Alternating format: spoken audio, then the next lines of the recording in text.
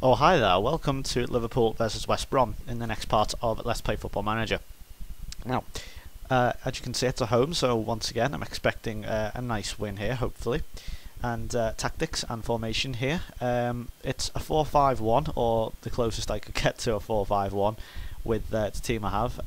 The reason I've done this is the pre-match meeting, and I can't stress enough how big these pre-match meetings are. Once it says to you in the news feed, so your assistant manager recommends coming to a pre-match meeting, do it, because it can give you some valuable information. The most valuable, I find, is formation analysis. Now, I don't think it comes up every time, but it's certainly the most effective. If the assistant manager, if you have a good assistant manager and he is able to analyse and find out what the opposing team's weakest formation is, and by that I mean the worst, the formation they hate playing against. In this case, West Brom dislike playing against the 4-5-1.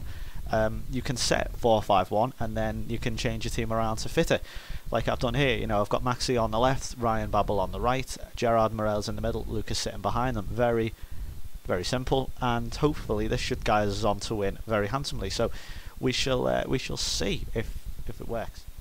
Wish them luck. As you can see, the morales are very good.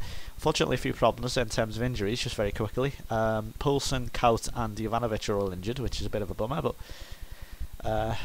never mind. You know, I think Kaut is out for like 3 weeks, Poulsen's out for a week, and who else was it? It was Jovanovic. I think he's out for like a week, so not too bad. Louis van Gaal is in the stands, it said there. Now, the reason I know why he's there is because he wants Daniel Agger. Just before we entered the game, Agger had wanted by his name, and I've clicked on it, said wanted by Bayern Munich. So I've set the transfer status of him now to indispensable, and we're going to reject any offers. Is that Morelos? What on earth are they doing? Oh my goodness gracious me! And it's not going to count. Oh, what? I was late. I was gonna say, I was like, why isn't it flashing? I thought, how can it not be?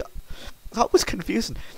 It didn't flash, so I thought, okay, it's offside, but it was an own goal. I was just trying to process that in my head. I was very confused. Well, let's have a look at this then. Well, because it was a very late flag as well, very late call from the linesman here. I've got to check this out if the game ever fucking loads. Let's have a look. Oh yeah, he came back from an offside position. And Tamas has just been spared so many blushes there too. We attacking? Yes, we are.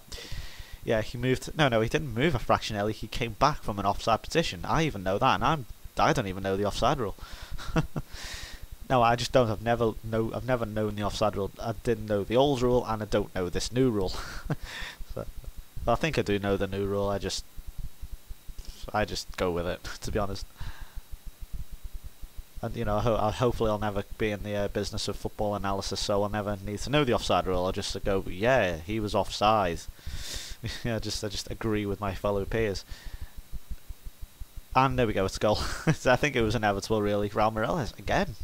He's going on this real life form, I tell you now. With the goals, he's been banging them in the last few games, and it's another one to add to his collection here.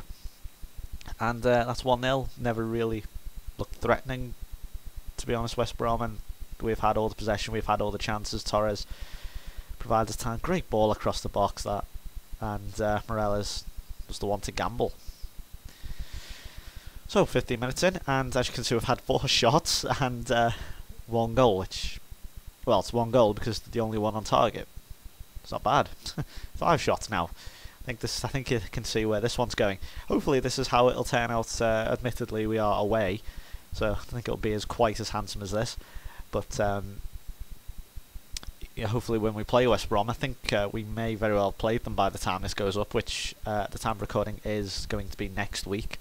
Hopefully this will be a similar outcome, because of course against Roy Hodgson, of course, and Konchesky seems to be having a bit of a nightmare at the moment. Don't think he... to be honest, I thought he'd be playing well, because I thought he'd want to advertise himself to his old boss, but of course that's applying real life scenarios to it. Of course, West Brom are still managed on this game by Roberto Di Matteo, who of course was very unlucky actually to be sacked. I don't really see the Oh wow, sorry. I didn't really see why they needed to sack him, but it seems to be working. Woy's doing a good job. Can't really knock him. That's the level he should be managing at. And I tell you what, Nick Carragher nearly scored the pair of them there. They're just having chance after chance. You know, it's one of those games where you just dominate and you're just sort of sitting there thinking, yeah, this is a good game. I'm going to enjoy this game. Well, not when we're taking corners like that. Hopefully, Dorans, or what's it, Dorans? I don't know how to pronounce his name. Dorans, I suppose. Hopefully, he isn't going to have a blinder or something up front and when they get the ball to him, because you know what it's like. Konchesky has been beaten twice now. I mean, like not just like just beaten. I mean, just ragged by that guy. I mean, he has just absolutely embarrassed him twice. Oh, and Babel 2-0. That was just really good positioning from Ryan Babel there. This will make it 13 games without defeat. I mean, that of course is in the Premier League, discounting the loss to Palermo in the Europa League. But we're going on some very nice runs, and you know we've played teams, hard teams. You know, Chelsea, United. Who else was in there? I think that was it really. Who else have we played? I think we played Aston Villa in there. Who else have we played? I can't remember. We'll have a look at the fixture list. We'll have a look at this and see when the last time we lost, which I think it may very well have been against Arsenal, which was like the second game of the season.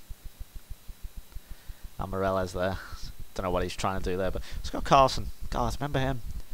He was touted to be like the next David Seaman. Well, not David Seaman, but you know, big goalkeeper for England, and that clearly isn't the case. Oh, what a pass from Gerrard. Ryan Babel, surely. Steven Gerrard is going to go in. What the hell? What the hell happened there? I don't know. It was like teasing you not going in, but yeah, this is going to be one of those games where it's just going to be 3, 4, 5, 6, 7, 8, 9, 10, 11 nil. Okay, maybe not that much, but you know, you get the idea. Let's have a look at this goal then. So Babel, bizarrely, oh wow, bizarrely teed it back up for Gerrard, and Carson got a hand to it, and that just sort of spooned it up into the air, and it luckily crossed the line. Oh, don't see too many of the goals like that these days. Oh, hang on, here's Thomas. What the hell's he doing? He's running the width of the pitch here. Whoa. Fair play to the lad. He took the whole Liverpool defence on and nearly scored. Fair play to him. So I guess now I would never recommend.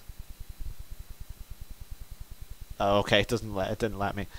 I was gonna say relax and take it easy now, but no, didn't give me the thing there. I was tempted to take Torres off, but I'm just gonna give him a while because I think that kind of thing can backfire on you slightly. You know, because if you take a player off too early, you'll be like, oh, he doesn't want me to play anymore. You know, and Torres was he's a bit unhappy himself at times. He is sorted now. I've sorted that whole attitude problem out, if you will, because we all know he has an attitude problem. And yeah, he seems okay, but he's a bit volatile, so I'm just gonna keeping on for now. Certainly for the next 5 minutes or so. I might take him off at the 60-minute mark. I think we are just seeing the clock out now. Wait for this, see if there's any more goals I can entertain you with. Provided the game doesn't crash on it, which apparently it does. There we go. It's just super slow, you know, I suppose. Let's see. Yeah, we'll just casually bring the game to the end. Make some more subs. Should probably have brought them off earlier, but never mind. Let's take Gerrard off too. I mean, they're only 80%. It's not like problematic or anything. Why were they defending? I set them to what's it called? To attack. You know. Oh, we'll take Carragher off. He looks tired. We'll put Skirtle on. Oh, whatever.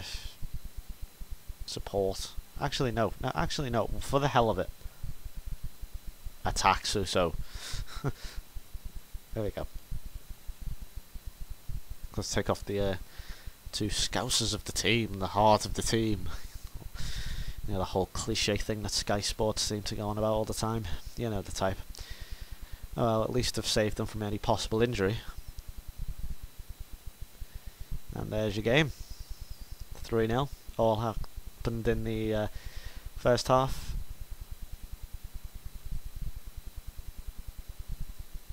Actually, no, I'm going to say... I don't usually say this because I think sometimes it's a bit demeaning. Actually, no, the morale's high, so I'll just keep it at high on superb.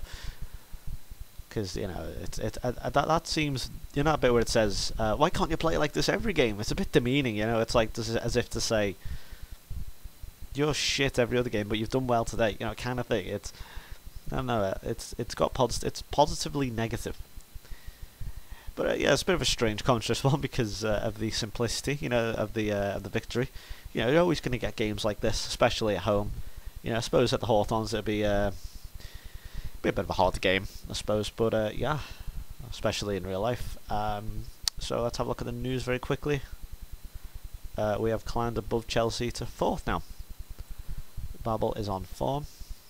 And as you can see here, speculation is that Van Gaal may very well be taking a closer look at Daniel Agger. Yeah, let's have a look at this 13 game streak. As you can see, Premier League, that's the last time we lost.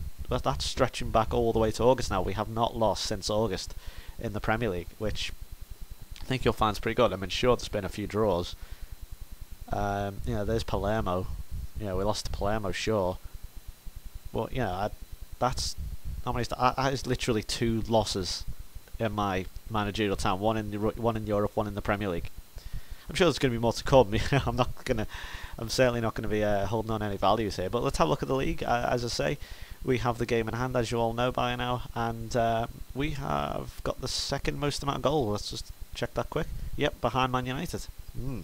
So next game is against Genk, the final Europa League game. It is away, so I might just throw the kids out since, to be honest, the chances as I was getting through to the finishing first in the group are quite slim anyway. And to be honest, we've got a Merseyside derby next up, which I'd rather not lose. So join me for that Europa League game. I'll see you next time. Goodbye.